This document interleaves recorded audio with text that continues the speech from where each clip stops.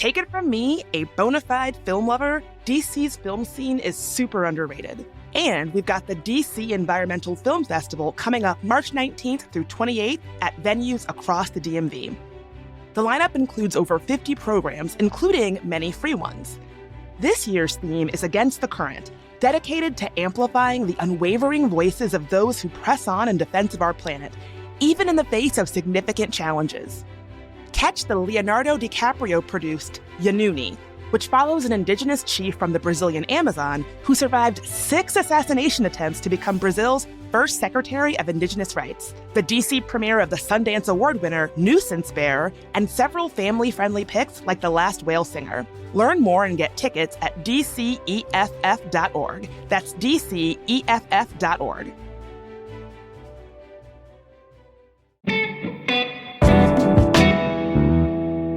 Today on CityCast DC, we're talking about a fracas at a DC mayoral forum.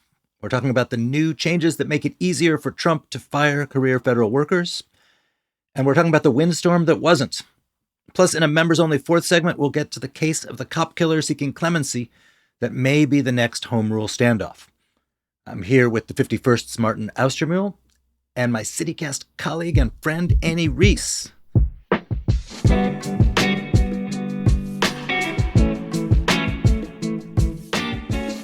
Today is Friday, March 20th. I'm Michael Schaefer. Here's what DC's talking about.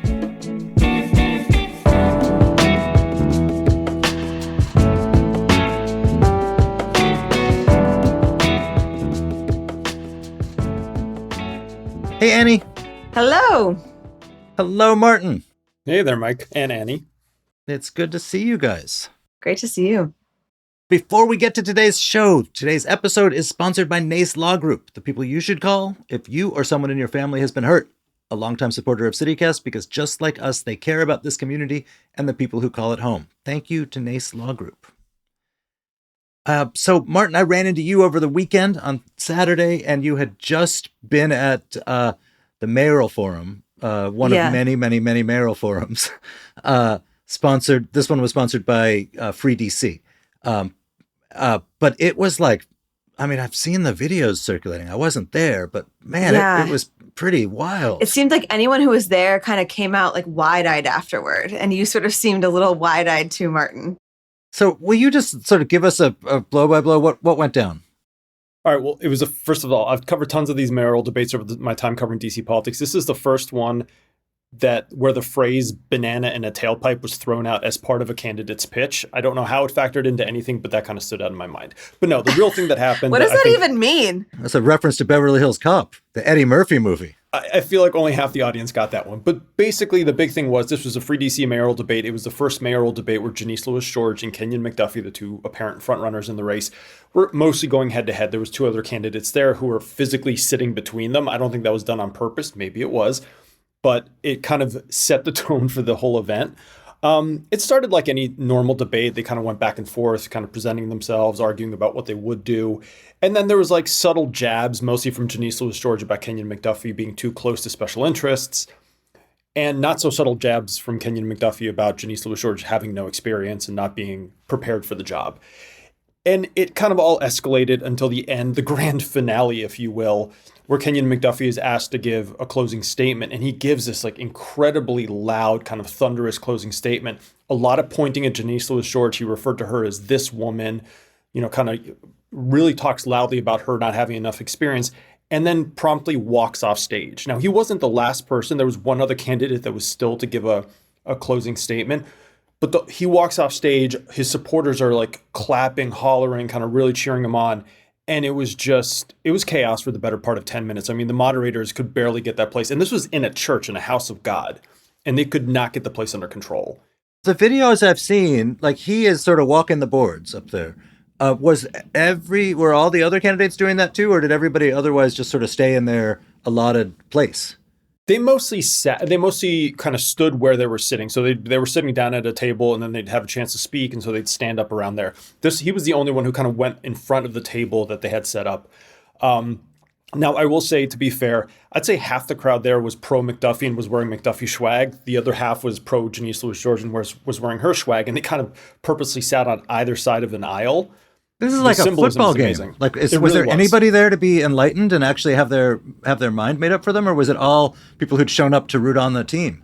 I think it was probably 90% of people who'd made up their minds already. And the thing is, there was a straw poll that was conducted afterwards. For anybody who doesn't know politics, straw poll is literally just a popularity contest. It's like you get all your friends and family to come out. They say you're the best, and then you're declared the best.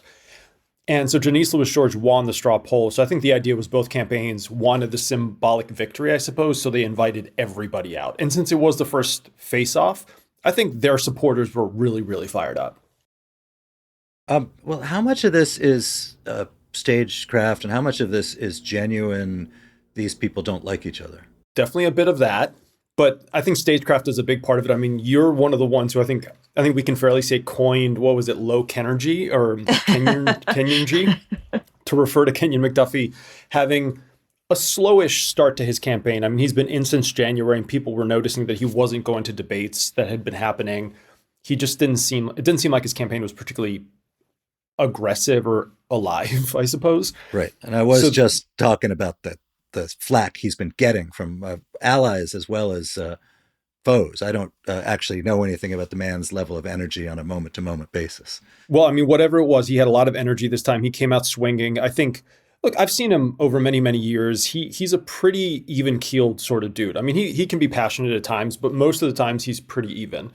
This time he turned it up to 100. And again, I think part of it was he may have been energized by his audience. Maybe it was so he could energize the audience and then get these viral moments where people are like cheering him on. I don't know. What do you both think it kind of revealed about what we're going to see in the dynamics of the race going forward? You know, did it reveal like particularly like salient lines of attack that seemed to work where, you know, this is going to be like a kind of main attack point for Janice Louis George or for Kenyon McDuffie? Or was it like so many of the videos I saw were sort of so chaotic that I didn't necessarily come out feeling like I had a clearer sense of what they were for, or like if they had a smart message about anything other than trying to rile a crowd up. Honestly, I try to, when I read about debates or see clips from them, I am, in this case, like a citizen who actually would like a little bit more enlightenment and actually make up my mind. But I try to look at them through the eyes of somebody who really doesn't follow politics that closely. And I think someone who doesn't would have been completely baffled, like just by all the references, you know, he was making these elaborate sort of, you're from like New York. I think it was sort of a Mamdani thing. Like you're like that's who cares, right? If someone imports a great policy from New York or a rotten policy from New York, the point is that the policy is great or rotten. And likewise, you know, you have like he has business donors who have given to Trump or to Republicans. Again, what does he support or not support, or what might he do or not do that is either awesome or rotten? And you know, these kind of like lines designed to, like, you know, that's a room full of like super engaged people and they will catch the references and this will energize them. That just seems like a really rotten way of electing anyone or of convincing anyone or bringing anyone off the fence. Yeah, no, and I think, honestly, I sat through the entire debate, and most of the time, I thought his lines were sharper than hers. I think he had a more clear attack against her, it's pretty basic. It's like, listen, I was on the council for 13 years. She's been on the council for 6 now. She's halfway through her second term. She hasn't introduced as many bills as I did in my time. Look at all these great things I've done. I thought it was and he repeated it often. The thing is, after the debate, the one video clip that his campaign shared on social media was his closing statement that devolved into chaos. And my thought was, you're sharing that because like the virality of it, I suppose. But like Mike said, like you've completely lost the message. Someone is going to watch that and just see someone angrily marching off stage, not having said, I'm more experienced than my opponent, which I think is the thing that most voters are. Well, in that video, you genuinely cannot tell what anyone is saying because the crowd sounds are so loud, and he just sort of like goes into the crowd as this like conquering hero. It's very weird. I agree, and I think like by all accounts, Councilmember McDuffie is as you said, even keeled. Like he's a person. People like him a lot. People think of him as like a sober, practical person who tries to find solutions, etc. Some people are really good at ranting and fulminating and stuff. But other people aren't. Other people, it's not their natural register. And when you're doing something that's not your natural register, it often doesn't go that well. And that's what was my read of that moment, was like, here's a person like playing an angry person who is actually not, and maybe that's a good thing to not be an angry person. But when you're trying to sort of play the role, you often don't play it that well. And I also got to say that kind of thing of like a man storming around a room pointing at a woman, insofar as there are undecided people that weren't in the room. I don't even know if the viral videos get served to undecided people, because the algorithm is probably going to not steer it to them. But I don't think that's a good look for someone, in the eyes of someone who's just coming in fresh. I mean, I think if there's a message to be learned, is that you guys, Mike, you need to be less even keeled. I think you need to kind of really amp it up. We want to see Mike like Martin. 100% Mike. There you go. This is what's going to make that this place man take off. Hasn't introduced a single piece of CityCast legislation. There you go. The spectacle of these mayoral and council forum sponsored by interest groups who each have their own agenda, which is exactly what they should have, and then people coming and trying to sell themselves as the greatest avatar of that agenda. It also just seems like a kind of a rotten way of doing campaigning, because when you go to a forum sponsored by the Build More Basketball Courts Coalition, and everyone talks about how they want to build more basketball courts, you're going to be disinclined to believe them, because of course that's what they're going to say when they go there. And I think the pre-DC forum, particularly, they didn't even invite Brooke Pinto, because she is sort of not in line with their values. That's their right. But I think it's kind of a shame, because it'd be nice to see someone as they try to engage. But I think the basic problem is the kind of sense of a captive audience, where you've just got you've got all these people who lined up to cheer for things they already think, and at a forum that encourages people to say to sort of cater to a certain philosophy. And look, it's a pretty democratic city. So there's not a lot of people who are going to disagree with the idea that like DC must have home rule and must be protected against like far right federal incursions. But it just seems, again, like just a lousy way of deciding anything, in a way that further alienates the kind of regular civilian citizens from the hyper-engaged citizens. Yeah. And I mean, this is, DC well enough to know that it's not a small town, not a big city. So it's kind of got the best of both worlds and the worst of both worlds. And in this case, every civic association, ANC, neighborhood group, mahjong club, an advocacy group will host a mayoral debate or a debate between candidates for some office in DC, because they just they send out the invites, people agree to come, and you have just dozens of these. And that can be great sometimes, or it's just not, because, you get a dozen people going, they all believe in the same things, and they're just waiting for a candidate to tell them what they already think they believe.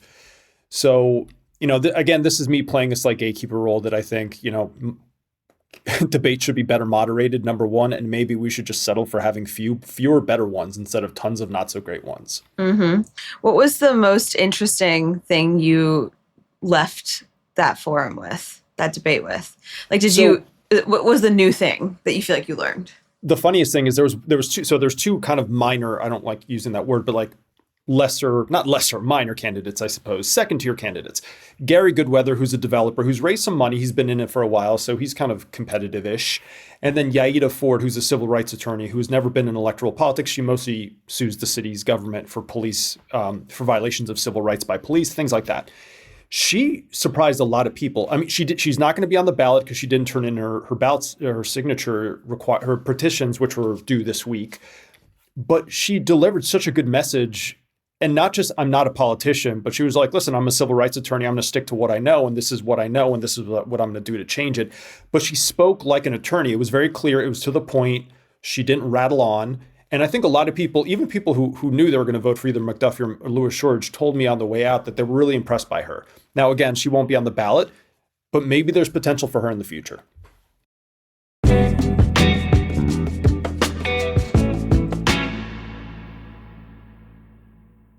Don't miss Folger Theater's As You Like It, playing now through April 12th at the Folger Shakespeare Library. Envisioned by artistic director Karen Ann Daniels and directed by Timothy Douglas, this production of Shakespeare's comedy offers a love note to D.C., imbuing the Forest of Arden with the familiar vibes, culture, and characters that mark the district as a resilient and redemptive place of belonging. Featuring choreography from Tony Thomas of Folger Theater's Helen Hayes Award-winning production of Metamorphoses, and original music by Grammy Award nominee Kokai, don't miss this take on Shakespeare's playful and musical comedy. Tickets start at $20 and can be purchased online at folger.edu or by phone at 202-544-7077. Get yours today. Life can change faster than DC seasons. One moment, everything feels normal, and next, your world is turned upside down. So don't let someone else's mistake ruin your spring. Call the team you can count on. NACE Law Group has been standing up for DC families for decades, fighting for neighbors hurt by medical malpractice, wrongful death, and serious injuries. They don't just settle quickly or push papers. They dig in, fight hard, and make sure every client gets the justice they deserve. And here is something that I love. They are a longtime supporter of CityCast, because just like us, they really care about this community and the folks who call it home. So if you or someone that you care about has been hurt, don't wait. Call NACE Law Group. They'll stand with you, fight for your family, and make sure your rights are protected so that you can focus on what matters most.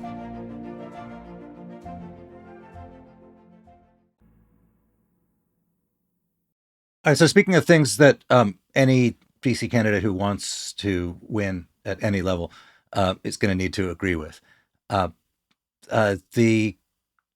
One of the quieter stories over the last couple months, and hasn't gotten probably nearly enough attention from the people who are running for office in DC, is this change in federal workforce classifications that has sort of been winding its way through the system. But basically, the Trump administration is going to take a very large cohort of federal workers, like 40, 50,000, and reclassify them into a category that strips them of the civil service protections or many of the civil service protections that have kept them from being fired for political reasons. And this could, whatever it does to federal policy, this could at the city level lead to a lot of our neighbors, a lot of fellow Washingtonians, people in the region losing jobs or having their work lives changed in radical ways that affect, everything from their mood on a day-to-day level to their behavior in the community. And it's an enormous economic issue, if nothing else. Absolutely. I mean, this is also such a long time coming. Like, this was something that President Trump signed as an executive order in October 2020 at the end of his first term, originally called Schedule F. Joe Biden immediately,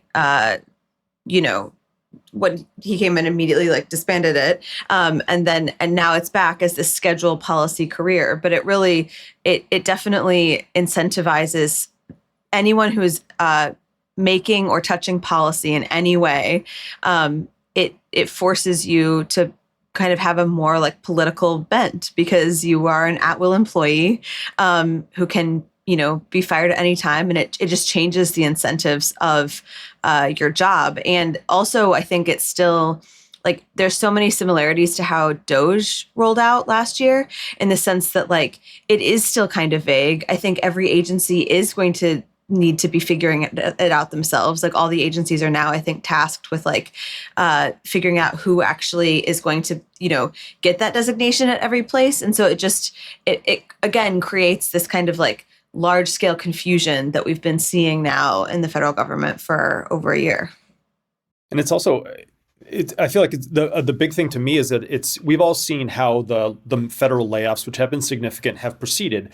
Some of them have happened, but there's been a lot of back and forth. I mean, Voice of America is in the news this week because a judge basically said, listen, you fired 1,000 people, you did it illegally, so you have to hire them right back. So there's been a kind of shambolic component to how the Trump administration has tried to trim the federal government. In a lot of cases, those decisions have been reversed. Maybe sometimes people don't come back. But this is a situation where it's being done essentially, it will be done by the book, and it could be much more effective. I mean, if they get all these people into Schedule F and then they suddenly say, all right, well, 20,000 of you, we don't like you anymore, we're just going to get rid of you, there's far less of a legal recourse than I think you've seen before. And to Mike's point about the economy, it's huge. I mean, the city just put out numbers, I think it was last week, saying that they'd seen a decrease of at least 20,000 DC-based government jobs. It doesn't mean they're all held by DC residents, but at least folks in the region. But those are jobs here in the district.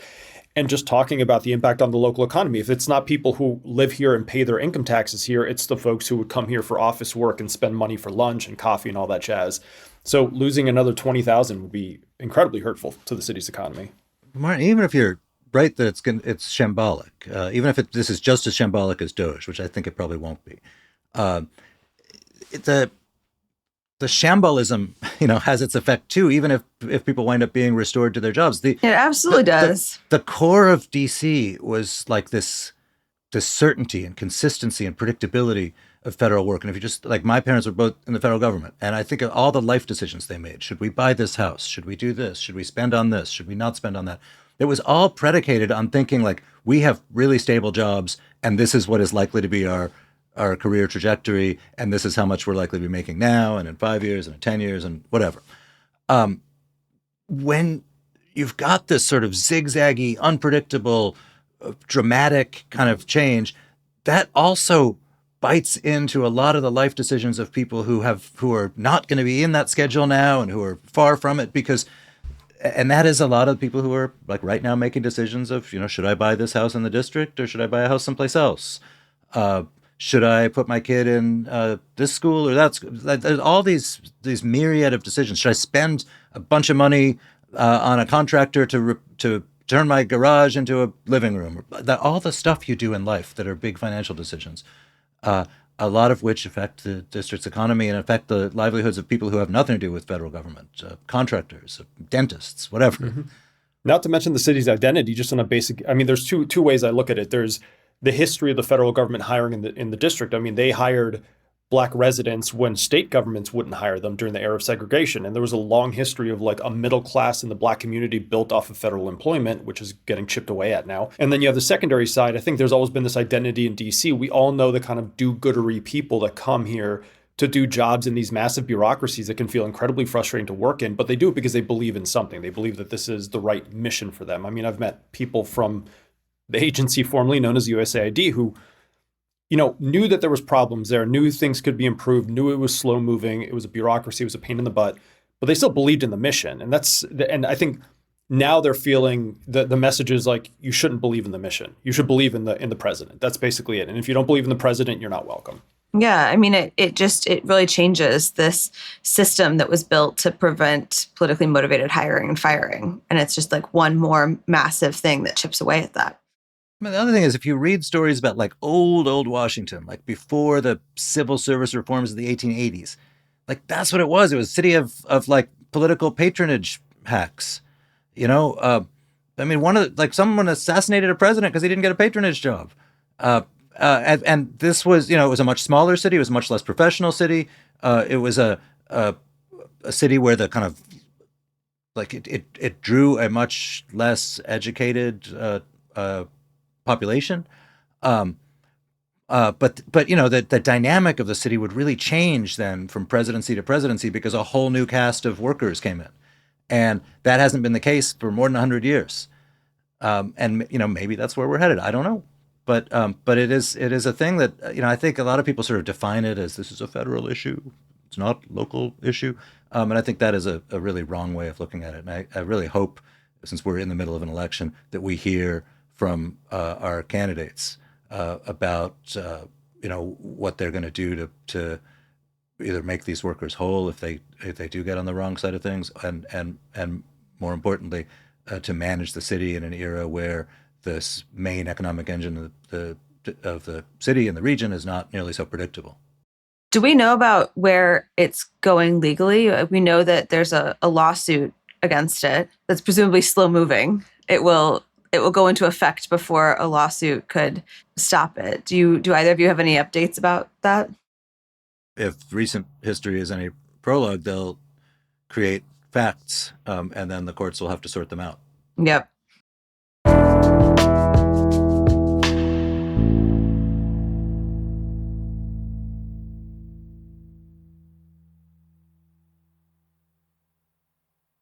also this week. My child stayed home came home early from school one day because of tornadoes. Oh my God, this is so annoying. I had an argument with my wife about what exactly from outside we should take in and what we shouldn't, and whether I was being lazy about it, which I was. But come morning, even the recycling can, the blue recycling, had not been tipped over by the wind. Mike, I had that exact same argument with my husband, and unfortunately, I looked like an idiot because at the start of the day, Monday, and there's all this, and I kind of had a feeling that it probably wouldn't end up being this bad because we just know that that's often what happens in DC. But there's all this stuff about, possibility of tornado, the conditions to create high winds, big thunderstorm. And so I say to Steve, who works for the federal government, and they all got to work from home on Monday, I said, we really need to bring stuff in from our balconies because it's kind of a wind tunnel. We don't want to be those neighbors where stuff blows out, blows onto cars, creates this chaos. So he's like, okay. So because we're trying to be good neighbors, we bring in these cushions. He is such a better husband than me. He's a better husband. So he brings in these cushions. Then I'm in meetings, and he tells me later that the cushions ended up having bees living in them. So in our bedroom, which is where this balcony is off of, and he's also very allergic to bees. Like if he gets stung, like his arm will swell up, and like we take Benadryl when we hike, but like he will need to go to the hospital to get like an IV of Benadryl. So it's like he does not love a bee. So like bees inside is like even worse. But anyway, he was able to kill one and put the other outside. And I was like, okay, wow, great job. Sorry, I wasn't there to help. Then later that night, we go upstairs and there are more bees. And of course we get into anyway, it just felt like this no good deed thing. And it ended with like a bee literally landing on him, us freaking out. We killed them. But I think all told, there were like 5 bees, all because we brought in our cushions like good neighbors that absolutely didn't need to do anything because the storm was nothing. I mean, if the Capital Weather Gang owes anybody anything, it is you and your family. They should come and apologize directly to you because it's their fault. I was going to say, there's been like a lot of like meteorological mea culpas going on. Yes. And I've never seen that before because the way I see it, like weather forecasters, they do the best they can with available data. And, and in general, with this one exception of the Reese household, it is probably better to err on the side of caution, in the grand scheme of things. But we did see a lot of these, how do we get it wrong kind of things. And, other than maybe having your husband's death on their hands, I don't think they've got that much to apologize for. I think there's a lot to criticize social media for. I think social media for meteorology is fascinating. I mean, they nerd out on this stuff in public. I mean, they're sitting there going back and forth before storms, talking about models that no one else understands, but you get to see it. And then after the fact, like Matthew Capucci, who I think we all know, he's a local, but he's now doing national weather. He did a really good video kind of talking about why things were wrong, like what went wrong that led to it being a bad forecast that freaked everybody out. And I thought people appreciated that kind of like that transparency that we're not perfect. Now, I think the sorts of people who got on Twitter after the fact or on Blue Sky or wherever they do their social mediaing and said, oh, geez, this is typical DC. They freak out about the weather. I don't strangle anybody. I would just strangle them, though, because they would be the same people freaking out had DC said to the kids, stay at home, stay at school like you usually would. And then they walk out and there's an actual tornado. Like, I feel like it's damned if you do, damned if you don't. This would cause Martin to go Kenyan on the stage up there. I have a friend who is an amateur meteorologist. Shout out to Che. And this is probably what Matthew Capucci said too, but he said after the fact that it's the classic case of the DC split, which applies to rain, snow, and severe storms. The Potomac and Anacostia rivers do a really good job of breaking up storms that come through DC.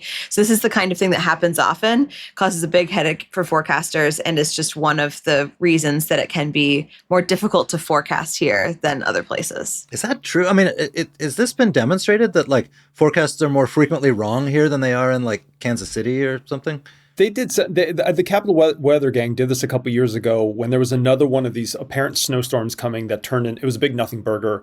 And then later on, there was what looked like was going to be a nothing burger and ended up being an ice storm that stranded people on freeways forever. They were saying that there is this line, kind of like this line that can divide when it comes to snow. It can be on one side, it's a lot of snow. The other side is just rain.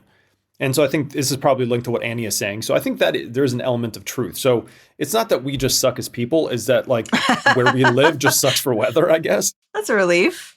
We're inscrutable. We have inscrutable weather here. Yeah. I will say that regardless, what happened on Monday, my kids obviously came home early like everybody else. I have an 8-year-old and a 12-year-old. Within an hour of them being home early, I was like, I need to send you outside, tornado or not, because you're just annoying the heck out of me. I love them to death, but they were just like bouncing off the wall. I need to send them outside, tornado or not.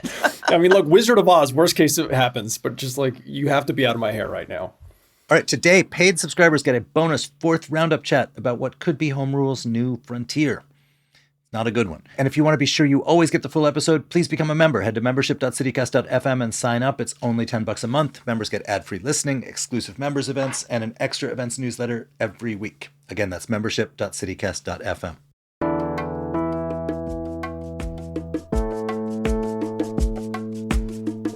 And that is all for today here on CityCast DC. Our production team this week was Annie Reese, Julia Karen, Ash Durbin, and Jason Patton. Newsletter editor Kayla Cote-Stemmerman wrote our fabulous newsletter CityCast DC this week, and our hosts are Bridget Todd and me, Michael Schaefer.